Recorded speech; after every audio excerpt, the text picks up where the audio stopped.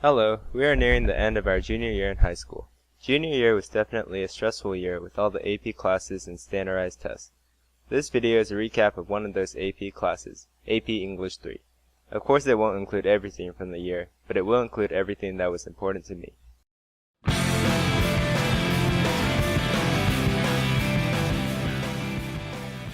AP English 3 began even before the year started with their summer assignments. During the summer I picked up Devil in the White City, an intense novel of suspense, murder, and architecture. Devil in the White City was not only a great read, but accurate from a historical perspective. This novel split up the point of view between Daniel Burham, the chief architect of the Chicago World's Fair, and H.H. Holmes, a notorious serial killer who used the fair to lure his victims. The book describes in detail the construction of the Chicago World's Fair and the challenges that the planners faced. It also looked into the minds of Holmes, probably the most interesting character in all of English 3. While I found Burham's story to be uneventful and boring, Holmes' story was new and interesting. What's not to love about a manipulative psychopath?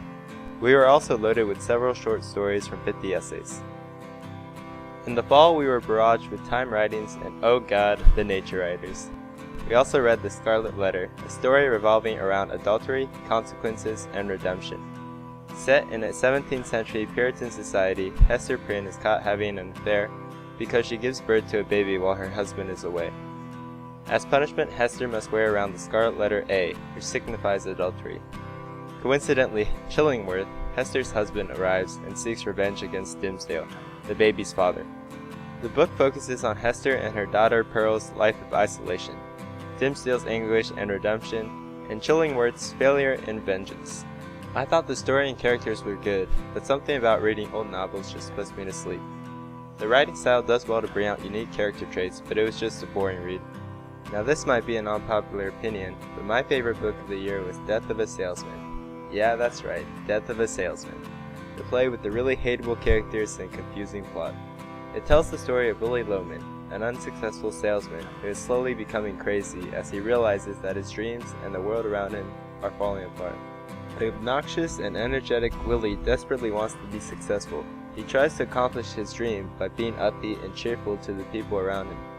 However, with only these superficial attributes, Willy is never able to achieve anything. Willy also conflicts with his son, Biff, because he does not live up to expectations of becoming successful. I probably hated the Lomans as much as everyone else, but the theme of the play was so powerful that I looked past it. This book perfectly encapsulates how the American dream can fail. It also shows that dreams and ambitions mean nothing if they are not worked towards. Another one of my favorite English 3 books was The Themes They Carried. Reading about wars is always interesting, and The Themes They Carried is exceptionally well written. The author uses his experience as a Vietnam veteran to tell short anecdotal stories about war. Some of the stories may be exaggerated and far-fetched, but this is done on purpose to illustrate the mentality of a soldier. It shows that behind the tough image of the soldier is a human that is prone to feel fear and sadness. I loved the atmosphere of the book, and it wasn't ridiculously long like Catch-22, which, admittedly, I didn't finish. The Themes They Carried was actually a fun read, which is the only book besides Gatsby I can say that about. Some of the stories are weird because we have never experienced war, while others feel very personal because we can relate to them. Each individual story had a different tone and made for very funny or very sad moments. As a math and science kind of guy that belongs to that academy theme, I'm not a real big fan of English. Even though I don't particularly like English, I learned a lot from all the work I had to do. Overall, English 3 was a unique addition to my junior year, and thank you.